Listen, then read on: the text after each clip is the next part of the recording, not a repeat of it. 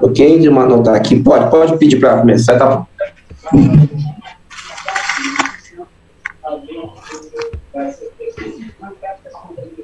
Tem uma TV ligada aí. Ah, bom,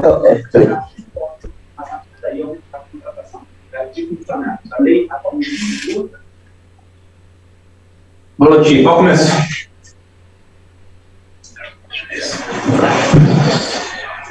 Beleza.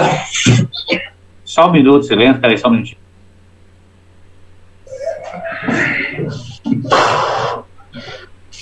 Pode contar até 10 mentalmente, Ronan, a partir de agora.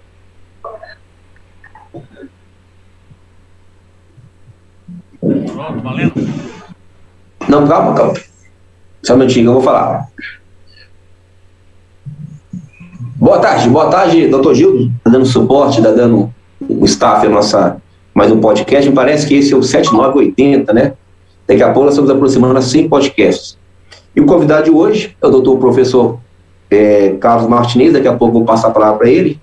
Quem quiser acompanhar o trabalho do professor, tem várias lives já aqui, vários podcasts falando sobre o Tribunal do Júri, muitos assuntos interessantes. O doutor Carlos é um grande orador, fala muito bem, e é um grande apaixonado pelo direito criminal. É muito legal isso, né? Bom, gente, esse canal, antes de passar a palavra para o doutor Carlos Martinez, deixa bem claro, primeiro que meu nome é Ronaldo Souza Nascimento, sou especialista no direito bancário, tenho um curso paralelo, chama Descomplicando Advocacia Bancária, esse ano completou 5 anos desse curso, né? Quem tiver se interessar em entrar nessa matéria, hoje mesmo vai ter um evento gratuito no canal do YouTube, nesse mesmo canal, às 7h30, vou falar de uma simulação como atender um cliente que está superendividado. Quem quiser participar, de graça, não paga nada, é 0800. Bom, a propósito do canal, evidentemente, é trazer para o portal vários profissionais do calibre do Dr. Carlos Martinez, que tem muito conhecimento. O canal já tem muita gente boa, a doutora Graziella, em matéria previdenciária, Paulo Papini, Carlos Martinez, muita gente boa, deixando os seus conhecimentos aqui no canal. E hoje eu falo um tema muito interessante, tendo como convidado mais uma vez já um cliente que sempre está participando com a gente, um cliente, não, um advogado, participante, né? Que é o professor Carlos Martinez, professor, né? Professor, muito obrigado mais uma vez. Eu agradeço de atender meu pedido e pode começar as suas primeiras colocações nesse podcast. Tudo bem com o senhor, doutor, né? Tudo bem, meu querido Gildo, grande abraço, meu querido doutor Ronan Nascimento, mais uma vez é um prazer estar com vossas excelências. Muito obrigado a cada telespectador que está nos assistindo ao nosso trabalho aqui, principalmente o trabalho do júri. Nós estamos com várias parcerias aí no Brasil afora, Minas Gerais aí, Teoflotone, Coronel Fabriciano, Unifenas, né? Eu quero também estar em Minas Gerais com os advogados, com os escritórios, fazendo essas parcerias para o júri, porque o júri é apaixonante, né? Nós estamos com o júri em outro estado também. Fiz um júri passado. Eu gostaria de deixar esse gostinho dos comentários do júri que eu fiz para a próxima live. E nessa live eu estou com um novo júri muito importante e traz um tema importante: a importância dos laudos periciais no direito criminal, no direito processual penal, no direito penal. Então, a importância dos laudos periciais. E o que dizia, e eu mando aqui uma homenagem, deixo uma homenagem a meu pai, já faleceu, 90 anos, médico, Dr. Henrique Carlos Martínez Domingues, médico cirurgião, proctologista, gostava muito de estudar psiquiatria e gostava muito de estudar medicina legal. E me ensinou muito, foi meu mestre, está aqui comigo ao meu lado em espírito, junto com o nosso Senhor Jesus Cristo. Então eu gostaria de dizer que ele dizia, e dizem as pessoas que conhecem a medicina legal, que o corpo fala. O corpo fala. Nosso corpo fala, seja na medicina legal, seja também na questão de você estar sentindo alguma coisa, o corpo está falando, o médico sabe, através dos sintomas do seu corpo, o que é que você tem, pode lhe diagnosticar, né? Embora a medicina hoje seja muito tecnológica, a nível de só fazer exames, né? Tem muita tecnologia, mas o bom médico experiente sabe também o que é que o corpo está dizendo, o que é que o corpo fala, como o corpo fala, certo? Então, o que acontece? Nós estamos aqui hoje para falar dos exames que são feitos. Quando ocorre um crime, seja que tenha ocorrido morte, não tenha ocorrido morte, o que for, tem que se fazer o exame médico legal, chamado corpo de delito, certinho?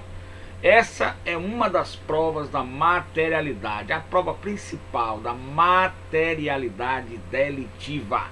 Sem materialidade delitiva, não podemos ter o crime. Aí temos o caso do goleiro Bruno, que não houve a materialidade delitiva, mas foi aí em Minas Gerais, né, o Bruno, não é isso, doutor Ronan? Foi isso mesmo. É um grande goleiro, que seria o goleiro da seleção, se envolveu nesse episódio, nesse possível crime.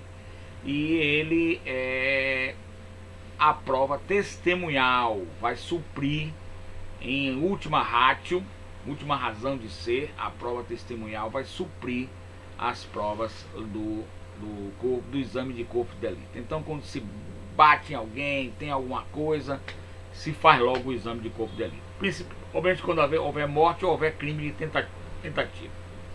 Bom, nesse caso que eu vou falar para vocês, evidentemente eu não vou falar o nome das partes, não vou falar aonde é o processo, não é aqui no estado da Bahia, não vou falar também nada, porque para evitar, a família não quer que eu fale. Mas ocorre um crime que não se consumou, um crime tentado, em que eu, lendo os autos, lendo a denúncia e lendo o laudo pericial, pude ver uma dissonância muito grande, muito grave, entre os fatos narrados na denúncia e o que apresenta-se nesse caso que eu vou falar, que é um caso que eu não revelo o caso, não é no estado da Bahia, é outro estado. Há uma dissonância entre a denúncia e a prova da materialidade. Não existindo outras testemunhas isentas, porque o crime precisa de uma testemunha isenta. A vítima, de qualquer sorte, doutor Renan, lógico que hoje se valora muito a palavra da vítima, mas a vítima, ela é parte interessada, não é? Ela quer uma vingança, ela quer alcançar, tem um ódio do autor. O autor delitivo não tem, a sua palavra não tem valor. E quando nós vamos ver os policiais chegam ao local e já encontram o crime ocorrido. Nenhum policial fica ali naquele local esperando o crime acontecer, né, doutor Ronan? Não fica, né? O policial fica ali esperando o crime acontecer? Não fica, né? Ele só chega no final, quando é chamado através E esse caso eles chegaram ao final. Então no final eles vão narrar que viram lá um sujeito com a faca, não é? Hipoteticamente, e pessoas feridas. Não consegue entender, nem podem, até mesmo com o passar do tempo e tantas ocorrências, o policial esquece o que ocorreu. Ele não tem condições de narrar com precisão a dinâmica dos acontecimentos. Então então a palavra da vítima perde valor, na minha opinião, a palavra do réu também perde valor, é uma palavra contra a outra, e os dos policiais chegaram depois que a dinâmica, entre aspas, criminal já ocorreu. E o que vai ocorrer nesse caso? Como essa dinâmica criminal já ocorreu, o que nós temos é que o que nós vamos ter como prova concreta, como prova real, como prova existente, o exame de corpo de delito. E se ele for mal feito, se ele for feito negligente, e alguns médicos, com todo respeito, erram, fazem de forma negligente, alguns, que a maioria dos médicos, eu sou filho de médico, irmão de médico, eu sei da importância do bom médico, do bom profissional, da medicina legal e de outras áreas. Mas quando não é feita com qualidade, nós temos esses laudos aqui, que eu não vou mostrar, tá? Não estou mostrando só o fundo, que são imprestáveis. Poderia até rasgá-los, eu poderia rasgá-los, não faço aqui na live e nem vou fazer no julgamento, por uma questão de ética, mas são imprestáveis para provar alguma coisa, porque foram mal feitos, que estão errados. E aí nós vamos para essa dinâmica desse exame de corpo de delito. Tem alguma pergunta, doutor? Daí do telespectadores perguntando? Tem uma pergunta aqui. O laudo pericial do IML serve como prova? Sim, o laudo pericial do Instituto Médico Legal, corpo de delito, o médico tem, fé pública, né? Ele chega no órgão, ele vai fazer o exame de corpo de delito, é ele que tem um contato com a vítima, seja ela viva ou morta, seja homicídio, seja lesão corporais, seja o que for, seja tentativa de homicídio, seja agressão à mulher, ou qualquer tipo de agressão, ela vai deixar as marcas no corpo. E o médico legista ele tem que detalhar isso, porque isso vai fazer parte da dinâmica da cena do crime, do intercrimes, né, na fase de execução. Correto, doutor? Então, serve sim, é uma prova de materialidade. Pode ser uma prova de materialidade para acusação e pode ser uma prova constitutiva, chamada a prova constitutiva para acusação, como pode ser uma prova desconstitutiva para acusação e em favor do réu e em favor da defesa. Não esqueçamos que na fase final, sessão do júri, no caso criminal, indúbio para o réu, na dúvida para o réu. Então, senhores jurados, vocês, os senhores que vão ser jurados, não julguem errado, não julguem contrário à prova dos autos, porque isso cabe um recurso para o tribunal visando a anulação do júri. Certinho? Mais perguntas? Eu tenho uma pergunta que me vem na cabeça aqui agora. É o seguinte, na esfera civil, vamos colocar na advocacia bancária, que eu sou especialista nessa área, a gente sempre conta alguns processos, vai ter a perícia, né? Então nós indicamos o assistente técnico, né? Para assessorar, porque eu não entendo nada de cálculo, né? Matemática financeira.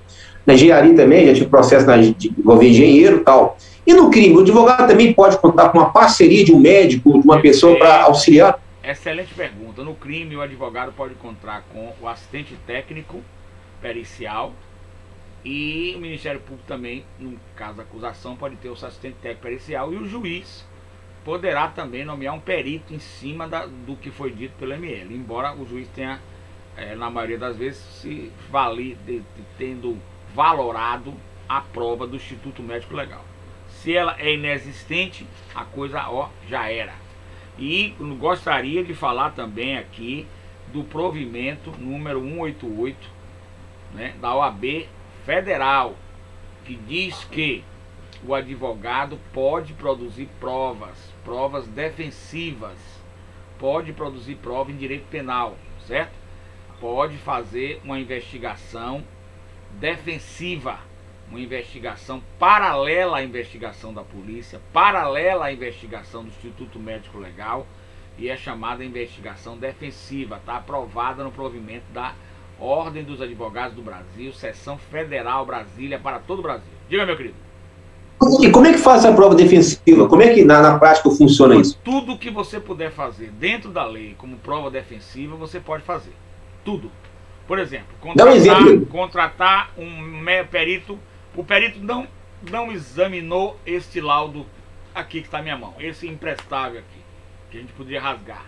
Ele não examinou o paciente, não examinou a vítima que sobreviveu. Então ele vai fazer uma prova, ele vai fazer uma análise pericial em cima do laudo, em cima do que está escrito. E aí ele vai dar uma posição, vai dar um parecer, e esse parecer é uma prova defensiva. Além dele poder ser constituído com assistente técnico pericial, ele pode também dar um parecer em cima dessa perícia. Entendeu? Dá um outro exemplo agora dessa questão do advogado fazer a prova defensiva, só para a gente ilustrar aqui, entendeu? Como é que ensina no campo da... O advogado pode colher falas de testemunhas, certo? O advogado pode colher provas mandar o seu constituinte para um psiquiatra para que seja decretada a sua inimputabilidade. O advogado pode colher provas do sapato dele em certa região. O advogado pode colher o instrumento do crime para provar que este não foi usado na vítima. Enfim, todo tipo de prova. A OAB permite ampla e restrito direito de defesa do advogado nesse instituto da defesa, investigação defensiva paralela à investigação oficial, estatal, jurisdicional, que é a do governo, feita pela polícia do Estado, pela polícia e pelo Ministério Público. O advogado pode, paralelo, fazer todas as provas. de forma irresponsável. Mas isso não está no CPP não, né? Isso não pode... Isso não está no CPP não, né? No Código de Processo Penal não. Isso é uma questão fora, né? É um provimento da própria OAB que permite essa investigação defensiva, certo? E mas o juiz aceita? Pelo fato de não estar no CPP? Com certeza aceita. Evidentemente que tudo na justiça tem contestação, né? Tudo. Né? Outra parte contesta tudo. Então se você contesta de um lado, outra parte contesta do outro e começa a luta. Mas a prova é válida e a prova é aceita sim, com certeza absoluta. Não há dúvidas do que nós estamos falando. Beleza. Diga mais perguntas. Deixa eu fazer outra pergunta aqui. Eu tenho mais 4 perguntas aqui. Você falou do IML, né? O laudo pericial do IML, né? Se não tiver outra prova, e se esse laudo do IML estiver errado, contendo falhas gritantes ali, pode-se anular o processo criminal, doutor? Sim, o processo criminal deverá ser anulado, tornado nulo, e a denúncia inepta. Ou seja, sem condições de atingir a persecução penal, sem condição de levar o réu à prisão, sem condição de levar o réu a ser condenado, porque ela é uma prova imprestável, ou seja, que não se presta ao seu destino final, que seria a condenação do réu, certo? Aí nós temos aqui, eu vou falar rapidamente, que foi um caso que não gerou morte, foi tentativa de homicídio com arma branca. A primeira questão aqui que me parece, ele fala de um curativo, ele coloca, olha aqui, ó, fulano de tal foi periciado no dia tal hora e verificou. 2 verificações que foram feitas. A primeira, um curativo na mão direita. Curativo na mão direita, em cima. Curativo na mão direita. Ele não coloca nem aonde é o curativo, tá? Mão é tudo isso aqui, ó. Ele não coloca nem onde é. Mão direita, vamos supor, ó, mão direita é essa daqui. Mão direita. Sequer o perito, doutor Ronan, abriu o curativo. Ele sequer teve a coragem, acho que estava com preguiça, de abrir o curativo na mão direita. Então eu não posso afirmar o que vem a ser esse curativo, doutor Ronan. O que seria esse curativo? Uma ferida que ele teve em casa? Uma ferida que ele teve em outro ambiente que não a cena do crime? Porque ele não teve coragem de abrir a ferida. E em todos os quesitos ele coloca que foram feridas feitas com corto contundente, ou seja, um instrumento corto contundente assemelhado a uma faca. Erro! Tá aí o primeiro erro, logo clássico. Na mão direita tem uma ferida, um curativo, e ele não diz nem onde é o curativo. Tá com preguiça, tá com má vontade, não diz onde é o curativo, e a acusação quer dizer que esse curativo foi oriundo de uma facada que o rapaz tomou. Os processos tramitam em outro estado, certo? Não na Bahia. Que absurdo, doutor Ronan, doutor Gildo. Doutor Gildo, que absurdo, né? Tá aqui no laudo pericial. Prosseguindo, segundo ponto. Ferida de 1,8 em face anterior da perna esquerda. A perna esquerda, a face anterior, porque eu estou sentado, é depois do joelho até antes do pé. Ali. Ele não dá nem a localização exata. Ele fala uma ferida 1,8 centímetros, uma feridinha pequenininha, certo? Em face anterior da perna esquerda. Ele não especifica que tipo de ferida, porque você tem que especificar a ferida. Se a ferida é por um instrumento corto ou contundente, ela tem que ser especificada se ela é profunda, se ela é superficial, porque ela pode ser deslizante. E geralmente as feridas, em termos de medicina legal, elas podem ter também profundidade, mas elas podem ser deslizantes, deslizar. E essa ferida deslizante pequenininha de 1,8 m, certo? Perna direita, essa ferida de 1,8 m, ela pode ocorrer quando você sai de um carro, doutor Ronan. Ó, sai de um carro, você tchaca, uma feridazinha pequenininha, você tchaca. Como é que eu posso afirmar que essa ferida tenha sido oriunda de um instrumento contundente, um instrumento corto, né? Perfurante. Como é que eu posso afirmar isso? Não posso. Então esse laudo, nós estamos com uma vergonha desse laudo.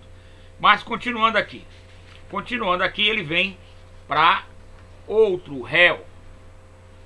Edema traumático em região do dorso da mão direita. Perdão, mão esquerda, né? Fala. Edema traumático em região do dorso da mão esquerda. Outra mão. Na mão direita tem uma ferida, que ele nem sequer abriu. Na mão esquerda tem uma ferida também. Da mão esquerda tem uma ferida traumática em região do dorso da mão esquerda. Certo? Então tem uma ferida. Ferida, o que é ferida? Ferida é um arranhão. Eu posso com a unha ferir. Eu tenho que especificar a ferida, se ela tem profundidade, se ela é superficial, se ela é horizontal, se ela é vertical. Não especifica nada. Ou seja, até agora, eu estou indo laudo ponto por ponto, o laudo é digno de ser jogado na lata do lixo. E os médicos serem representados perante um órgão de classe. Porque isso é uma brincadeira com o réu. Isso é uma falta de respeito com a justiça. Esse Instituto Médico Legal não é na Bahia, é em outro estado, né? É lá no sul. É lá no sul, tá? Não é aqui na Bahia. Bom, prosseguindo, nós temos aqui que ele fala ferida contusa. Contusa foi de choque. Ó, pancada. Um instrumento pérfuro cortante que perfura, não é choque. Choque é eu bater a perna, bater o braço. Então ele tem uma ferida contusa linear vertical de 2 centímetros em região torácica direita. O tórax está tudo aqui, ó. Parte direita é essa parte de cá, né? Pode ser sido aqui, pode ter sido aqui. Se foi atrás da mão, o réu teria que levantar a mão, ó. Concorda? Porque senão teria pegado do braço. E se ele levantou a mão, ele o fez de duas uma. Ou ele estava atacando, a vítima atacando o réu, né? A maior possibilidade é de ataque do réu, porque quem levanta a mão é para atacar. Uma hipótese remota dele estar se defendendo, certinho? Então essa outra ferida também é uma gozação, desrespeito com a justiça. E esses laudos levam muitas vezes a erro, não é? Então esses laudos precisam ser corrigidos. O terceiro ponto é a escoriação linear, ou seja, reta. Linear é reta. Escoriação. Eu nunca me esqueço das aulas de medicina legal que eu tive na faculdade. O professor falava, escoriação é uma ferida superficial, que não houve profundidade. Escoriação, ele repetia, é uma ferida superficial, que não houve profundidade. Escoriação linear de 3,7 em região face lateral do terço inferior do braço direito, mais ou menos aqui, ó. Braço esquerdo, perdão. Braço esquerdo aqui, ó, mais ou menos aqui, ó. Essa besteirinha aqui. Essa categoricamente não foi profunda. Ela é superficial. Me lembro das aulas do professor de medicina legal.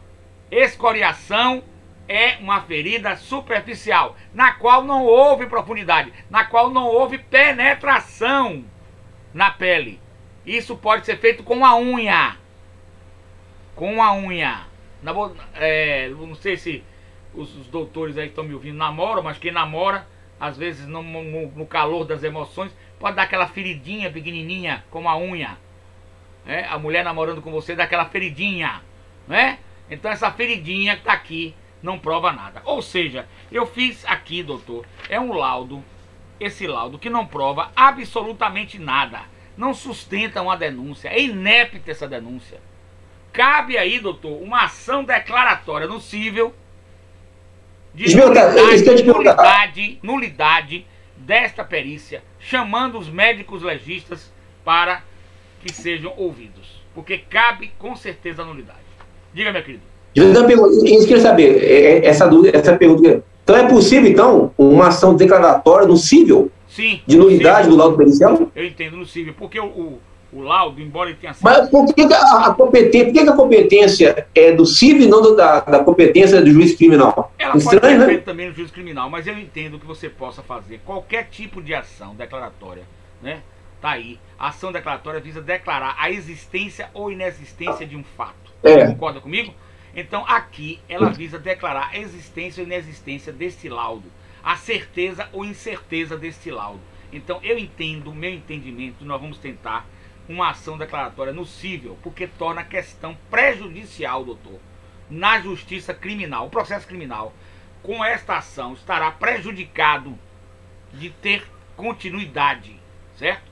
Porque isso a gente também vai fugir um pouquinho da seara da vara criminal, que já aceitou, boa hipótese, né? Já tivesse aceitado esse laudo. Então buscaremos aí um juízo diferenciado. É uma ideia minha, um pensamento meu jurídico. Gostaria também de ouvir os colegas também, não sou o supra-sumo da sabedoria, mas eu entendo que sim, é perfeitamente cabível sim essa ação declaratória de nulidade de um laudo pericial. Até porque a ação declaratória no cível, ela é abrangente, ela é ilimitada, ela visa dar uma certeza jurídica, se algo existe, se algo não existe, se algo é nulo, se algo é válido, se algo tem certeza, e lá poderemos fazer também umas perícias com maior precisão. Evidentemente que o juízo criminal cabe a mesmo tipo de ação, mas penso também que no cível cabe, até porque no cível o réu está querendo a questão da ação declaratória de nulidade dos autos e o réu está buscando uma indenização. A ação, e no criminal ele não teria essa possibilidade, né? Então está buscando uma ação declaratória de nulidade dos laudos periciais, combinada com danos materiais e morais que ele vem sofrendo por causa desse laudo errado. Porque esse laudo incrimina. Esse laudo o incriminou, mesmo que de forma indireta, mas ele o incriminou, né? Então ele quer uma reparação. Mas já tem ação dessa natureza? Não entendi, hein? Já tem ação na justiça pedindo uma ação anulada, indenização por dano moral? Já, de vários laudos, de várias outras coisas, porque vai ter a combinação do dano material na esfera de lucro cessante, de dano emergente e também essa ação, essa ação é impetrada contra o Estado, né? O Estado que vai ser responsável. Essa ação é responsável contra você pode inclusive impetrar contra o Instituto Médico Legal. O Instituto Médico Legal, você pode colocar o Estado também, porque o Instituto Médico Legal é um órgão do Estado, né? Então, você primeiro tem que impetrá-lo e você pode colocar até os médicos como litisconsortes passivos, né? Um pensamento... Mas já tem decisão favorável já? E são altas as indenizações por dano moral, nesse caso? Sim, são altas? Sim, já tem decisões no eixo, lá no Sul, que possam favorecer essa decisão, né? Evidentemente, se comprovado. É uma ação demorada, é uma ação que... Toda ação no civil. Mas é grave, é muito grave, né? O laudo que vai imputar a pessoa como criminoso. Muito grave o laudo, porque ele se torna a única prova e ele se torna um instrumento de, digamos assim, de condenação. De condenação do réu. Então ele tem que ter a sua reparação, seu dano moral e seu dano material. Então o senhor e a senhora que está me ouvindo, que tem um processo criminal, que tem um laudo que esteja errado, nós temos aqui no escritório uma equipe de peritos, não só para laudos psiquiátricos, mas laudos também grafotécnicos, laudos de medicina legal, para combater, é uma consultoria que nós temos aqui, e aí eu gostaria que anotasse por gentileza no nosso WhatsApp, que é o 719-9103-0089, 719-9103-0089, e através nessa nossa consultoria nós descobrimos esses erros. E se o seu processo só tem como prova de materialidade um laudo do Instituto Médico Legal, um laudo psiquiátrico, um laudo grafotécnico, qualquer laudo que seja técnico, que seja perícia técnica, nós podemos combater e anular o seu processo. Então vale a pena essa consultoria que nós prestamos para o Brasil todo. Nós estamos aí também pegando aí São Paulo aí, Ferraz Vasconcelos e Mossoró, doutor. Me diga onde fica Mossoró aí. Mossoró, me ligaram hoje. Mossoró. Não conheço. Hein? Não conheço. Não conheço. Do Mossoró. Acho que não tem essa agora, mas é o interior aqui. Bom, doutor, tem mais duas perguntas para encerrar nosso podcast. Perfeito. Essa pergunta é a seguinte. É Rio Grande do Norte, doutor. Rio Grande do Norte? Então pronto, vamos para lá, doutor Gildo. Rio Grande do Norte, Mossoró. Então vamos lá, mais duas perguntas para encerrar aqui nosso podcast. Os laudos periciais estão de divergência da denúncia? A denúncia é nula de pleno direito? A denúncia, se os laudos periciais forem o único instrumento probatório da materialidade delitiva, e sendo materialidade delitiva uma base, um pilar para a consumação, para a comprovação de um crime, seja homicídio tentado, consumado, logo que seja, é nula de pleno direito, inepta a denúncia, e o réu deverá ficar livre e solto e inocentado, porque é indúbio para o réu. E uma dúvida, com um laudo desse gritante, não há outro caminho. Mais pergunta, doutor? Doutor, última pergunta da nossa participação, e depois eu queria que fizesse um comentário sobre o júri que o senhor fez, né? Recentemente, agora a última pergunta, depois, se quiser fazer algum comentário do júri que o doutor participou, né? A questão é a seguinte: o corpo fala no crime? Sim, o corpo fala não só no crime, mas na nossa vida diária. Então o médico, pelo sintoma que você está sentindo, o corpo está falando para você, o corpo está gritando para você, o corpo está implorando para você na sua saúde. E no crime, o corpo, um laudo médico legal, Instituto Médico Legal, um corpo de delito, ele pode mostrar a dinâmica do que ocorreu na cena do crime. A dinâmica na cena do crime. Então por isso que o corpo fala, o corpo está dizendo, aconteceu isso na cena do crime.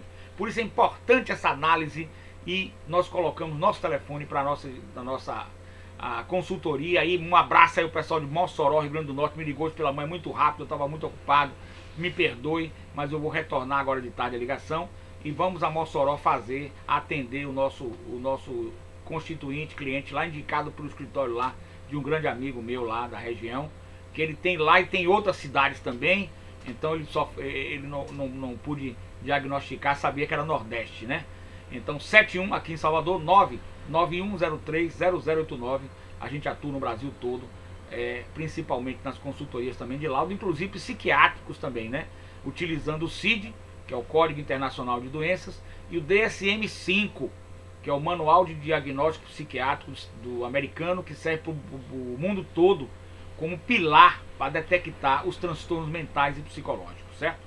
Falando do júri que eu fiz aqui, nós tivemos aqui uma perda de 4-3, mas buscávamos a desclassificação para lesão corporal leve, venceu a tese de tentativa de homicídio, mas conseguimos que houvesse uma pena de 7 anos e 3 meses.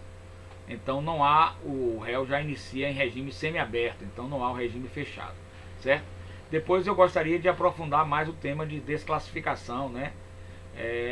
No caso dos júris, certo? Desclassificações no caso do júri. E temos o outro caso de lesão corporal grave do artigo 129 do Código Penal, que a gente gostaria também de continuar, e o juizado está na minha mira, viu, doutor? Na minha mira. Mas tá. Aqui no Nordeste desaquece um pouco o trabalho essa semana, porque é São João na sexta-feira, né, doutor? Venha pular a fogueira aqui, verdade. Doutor Gil, doutor Renan, venha pular uma fogueira aqui, comer um milho, um amendoim e uma canjica aqui na Bahia, que aqui no interior é fortíssimo, muito forte a questão do São João. Então vai desaquecer um pouquinho. Depois nós temos aqui um feriado também, que é 2 de julho, porque nós aqui na Bahia foi que tiramos os baianos, valentes baianos, tiramos os portugueses, né? Naquela época que éramos colônia, e tornamos o Brasil independente. Isso tudo, a Bahia é responsável também. 2 de julho é uma festa muito bonita no estado da Bahia todo. Certinho, meu querido? Doutor, inclusive no Jequim que fala, né? Teve um colega seu que falou sobre, o doutor Marcelo, aquele que fez um debate com o doutor aí, ele falou sobre um pouquinho desse juizado, a questão da transação penal, a questão da suspensão do processo. Muito legal, é pena ter um ano, né? Mas a pena listata, né? Falou muito legal. Ô, doutor Carlos Martinez, muito agradecido pela sua, mais uma vez, a participação, né? O senhor está enchendo o nosso canal de informações e vamos dar continuidade, né? Já reservei um dia para fazer live. Canal já, viu? Sou sócio do canal. Quero ser sócio. O canal está aumentando, aos poucos ele está crescendo, né? Está agregando mais advogados, a ideia é essa aí, tá? E então o convite está aberto para a semana que vem a gente dar continuidade a nossos podcasts aí, beleza? Perfeito. Ó, então tá. Muito obrigado ao doutor Ronan Nascimento, ao doutor Gildo, aos nossos telespectadores. Nosso telefone, reitero, 719-9103-0089, 719-9103-0089. Se inscreva no nosso canal, www.youtube.com/invertida TV Pensar Direito. YouTube/invertida TV Pensar Direito. 719-9103-0089. Nós estamos com vocês aí. Muito obrigado e até o próximo programa, se Deus assim o permitir. Até a próxima Jesus programa. Abração a vocês, meus irmãos. Um abraço aos nossos baianos aqui. Amém. Bom São João. Grande abraço. Bom São João. Grande abraço. Abraço.